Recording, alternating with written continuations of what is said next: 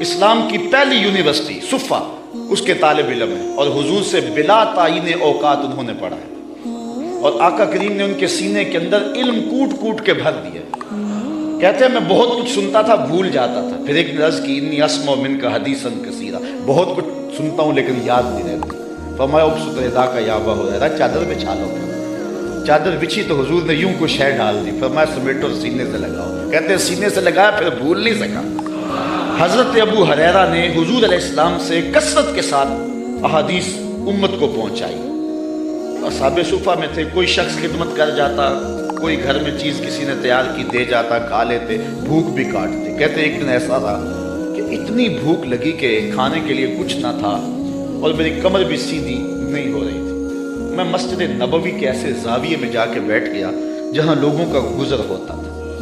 میرا خیال یہ تھا کوئی گزرتا گزرتا مجھے دیکھے گا اور میرے چہرے پر بھوک اور پیاس کے آثار دیکھے گا تو کوئی میری ضیافت کرے گا اور میری کمر سیدھی ہو جائے گی، لیکن جو بھی آتا سلام لے کے گزر جاتا، کسی نے اس پہ غور نہ کیا۔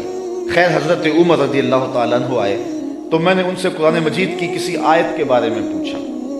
میرا خیال تھا کہ یہ آیت بھی بتائیں گے اور ساتھ میرے سے ہم کلام بھی ہوں گے اور میرے اندر کی کیفیت جان جائیں گے۔ انہوں نے مجھے آیت بتائی اور جلدی سے چلے گئے۔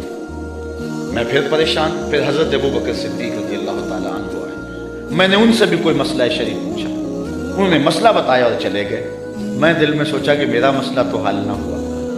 کہا پھر میں بیٹھا تھا کہ دل و قلب و نگاہ کا مرشد اولین آ گیا، حضور آ گئے۔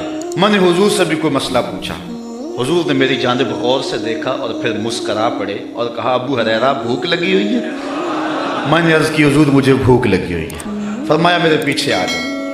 حضور علیہ السلام نے اہل خانہ کو کہا کہ کوئی چیز ہے کھانے کے لیے؟ انہوں نے کہا کسی طرف سے دودھ کا ایک پیالہ ہے۔ کہتے کہ میری جان میں جان آئی، لیکن حضور نے فرمایا ابو ہریرہ جو صفہ پہ بیٹھے ہیں ان کو بھی بلا لاؤ۔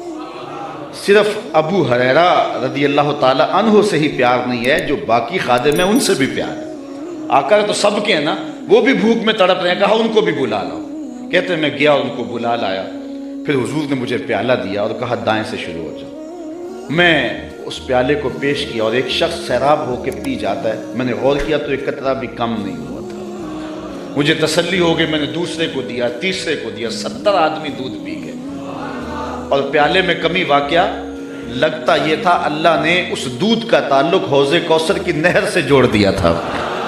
کہتے ہیں 70 آدمی دودھ پی گئے۔ پھر حضور فرمایا ابو ہریرہ کون باقی؟ میں نے عرض کی حضور ایک آپ باقی ایک میں باقی۔ تو حضور نے فرمایا ابو ہریرہ پیو۔ کہتے ہیں میں نے پیا۔ فرمایا اور پیو، میں نے اور پیا۔ پھر فرمایا اور پیو۔ میں نے کہا مجھے اس رب کی قسم جس نے آپ کو حق کے ساتھ مبعوث کیا ہے، میرے میں تو ایک قطرے کی بھی اب گنجائش باقی نہیں رہی۔ تو حضور علیہ السلام نے میرے ہاتھ سے پیالہ لیا اور نوش جاں کیا۔ اعلیٰ حضرت فرماتے ہیں ہاں جناب ابو ہریرہ کیسا تھا وہ جام شیر؟ ہاں جناب ابو ہریرہ کیسا تھا وہ جام شیر جس سے 70 صاحبوں کا دودھ سے منہ بھر گیا۔ 70 آدمی دودھ کے ایک پیالے کو پی گئے۔ میرے استاذ المکرم قبلہ مفتی حبیب اللہ صاحب رحمۃ اللہ تعالی علیہ فرمایا کرتے تھے کہ ایک پہلو تو یہ ہے کہ دودھ کا ایک پیالہ 70-72 آدمیوں کو کافی ہو گیا۔ ذرا تھوڑا سا ادھر بھی غور کرو کہ 2 جہاں کا سردار ہے، 71 آدمیوں کا جوٹا پی رہا ہے۔ یہ پہلو بھی تمہارے پیش نظر رہنا چاہیے کہ 2 جہاں کا سردار ہو کے اتنے آدمیوں کا جوٹا پی رہا ہے۔